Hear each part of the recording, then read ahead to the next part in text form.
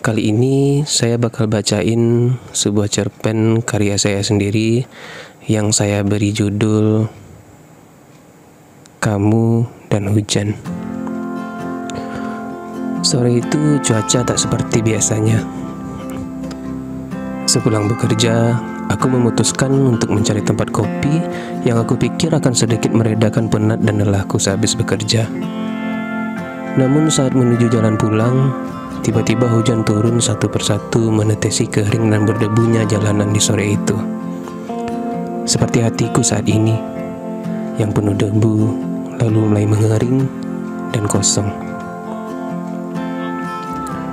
Saat itu aku memutuskan sejenak untuk menundukkan diri di antara tetesan hujan yang semakin rimbun dan menyulitkanku melihat jalanan ibu kota. Di persimpangan jalan dekat dengan lampu merah, aku memutuskan untuk berdiam diri sementara waktu menunggu hujan reda di sana. Asal kalian tahu, aku bukan tidak suka hujan. Aku hanya tak lagi senang menebusnya, sementara tidak ada lagi dirinya di belakangku yang selalu bilang, "Ayo sayang, sedikit lagi, kita bakal sampai rumah." Kemudian kami tertawa bersama, dan dingin pun sudah tak terasa sebagaimana mestinya. Sial memang. Di setiap sudut kota ini selalu mengingatkanku akan dirinya. Bagaimana tidak? Kami pernah berpacaran hampir 9 tahun. Sulit bagiku hidup dihantui bayang-bayang orang yang kita cintai. Namun cinta itu tidak pernah bisa dipersatukan. Layaknya tempat ini, tempat aku berdiri saat ini, di mana tubuhku ingin menghindari derasnya hujan dan memilih untuk berteduh. Tempat ini juga adalah tempat pertama kali kami bertemu. Waktu itu aku naik sepeda motor Supra X bututku, dan dia sudah berteduh sedari tadi di sini. Kelihatannya sih saat itu dia lagi menunggu jemputan seseorang, teman sepertinya. Aku tak tahu dia datang dari mana, tapi saat itu dia sendirian dan aku memperhatikannya dari jauh. Aku melihat matanya sendu, seolah telah melewati sebuah masalah yang rumit, tapi tak terselesaikan sesuai harapannya. Semuanya terlukis di wajahnya. Di antara kerumunan orang yang berteduh, aku tak bisa mengalihkan pandanganku darinya. Sesekali air matanya jatuh, menetes pelan dan mengalir di pipinya. Aku melihatnya. Tak lama kemudian, satu persatu kerumunan itu pergi meninggalkan kami, dan yang tersisa cuman aku dan dia. Aku mencoba memberanikan diri untuk menyapanya. "Hai mbak," tegurku. "Nungguin siapa?" Kemudian kamu menjawab, "Nungguin teman mas, tapi belum tahu datangnya kapan." Suaranya sendu dan lirih. Bermula dari obrolan ringan, aku memberanikan diri menawarkan untuk mengantarkannya pulang. Karena sampai hujan reda, temannya pun tak kunjung datang. Dan Mbak Gayung bersambut. Dia pun mengiyakan tawaranku, karena memang saat itu juga sore semakin larut. Di antara lantunan ayat suci yang terdengar dari masjid di sekitar, petanda bahwa maghrib tak lama lagi bakalan datang.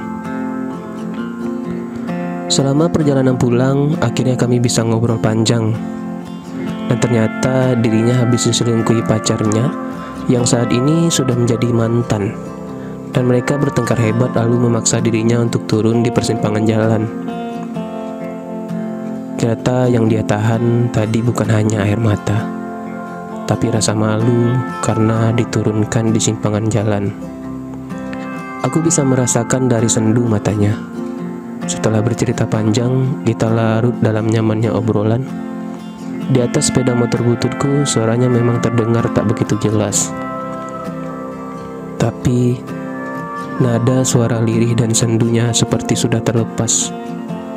Karena seperti aku yang selalu humoris, dan dia selalu merespon jokes-jokku yang walaupun receh dengan ketawa yang begitu lepas. Lalu saat itu aku memutar kaca spion motorku ke arah wajahnya. Sepertinya sendu sore itu sudah menghapuskan sendu di matanya.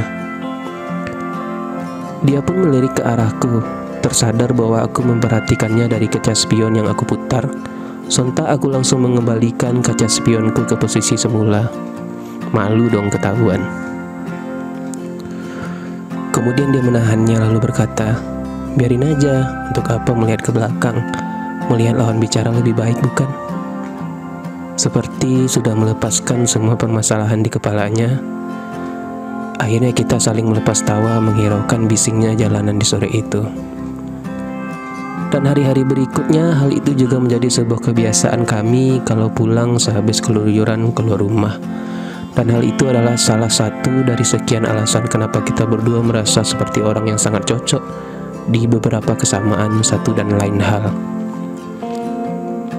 Sampai akhirnya kami pun jadian. Kami punya banyak kegilaan yang kami lakukan bersama. Salah satunya adalah menembus derasnya hujan dan kemudian tertawa bersama. Walaupun jarak menuju pulang masih jauh, tapi kami selalu memberanikan diri untuk menebusnya. Sial memang, aku mengingat lagi semua kenangan kita. Saat itu, hati semakin merindu dirinya. Kemudian aku memperhatikan tetesan hujan yang satu persatu turun dari atas langit. Hujan sudah tak sederas tadi, tapi hati menahanku untuk tetap di sini dan mengingatnya lebih lama. Beberapa dari kami yang berteduh juga sudah pergi meninggalkan tempat ini. Aku tinggal seorang diri. Rasa ingin mengulang semua kenangan itu semakin kuat di dalam benakku. Dan seperti menahanku lebih lama dan lama lagi di sini. Aku merasakan ada hadirmu seperti pertama kali kita bertemu. Astaga, andai semuanya masih bisa diulang kembali, lamunanku pun semakin dalam. Dan benar saja, entah ada angin apa, di sela-sela kerumunan aku melihat seorang wanita yang mirip dengannya bersama dengan pria lain. Dengan sepeda motor yang lebih bagus dari Super Ike bututku tentunya. Tak hanya itu, dia juga memeluk erat si pria dari belakang. Saat itu jantungku seperti berhenti beberapa detik, seakan tak percaya dengan pemandangan tak sedap mata yang ada di hadapanku. Rasanya ingin mati aja. Rasanya ingin menghampirinya dan meluapkan semua kekesalan yang ada di dada. Dan kemudian aku tersadar kembali. Ini gak mungkin. Ini gak mungkin. Bagaimana bisa? Ini gak mungkin terjadi. Rasa tak percayaku mengalahkan apa yang aku lihat secara langsung. Bukan karena dia yang sudah memutuskan memilih yang lain, tapi karena gak mungkin. Karena gak mungkin dia hidup kembali. Kemudian aku tertunduk mendalam dalam hatiku ingin menangis dan berteriak lebih keras. Kenapa pikiran ini seperti selalu saja menggangguku? Aku harus merelakannya. Kali ini aku harus merelakannya. Rasa rindu ini terkadang membuat aku lupa bahwa ia telah pergi selamanya. Kenapa hujan mengingatkanku semua hal manis tentang dirinya? Padahal karena hujan juga yang telah mencelakai dirinya. Hujan ini yang memisahkan kami. Hujan ini yang menjadi penghalang kami. Aku lupa bahwa hujan juga telah merenggut nyawanya. Aku lupa bahwa peristiwa di antara derasnya hujan ketika itu sudah tak menghalangi suara tawa kami di atas sepeda motor bututku. Sampai di sebuah persimpangan kita menghiraukan peringatan lampu merah. Karena keasikan tertawa lalu kami menerobosnya.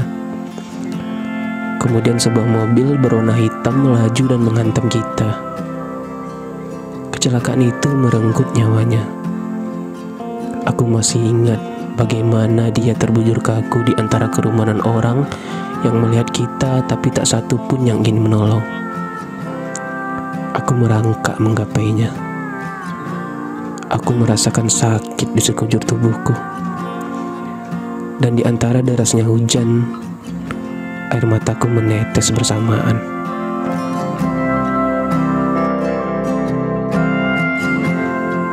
itu adalah saat dimana aku memeluknya untuk terakhir kalinya. Aku merasakan kesepian di antara hujan dan dirimu saat ini. Sampai kapanpun, mungkin nanti.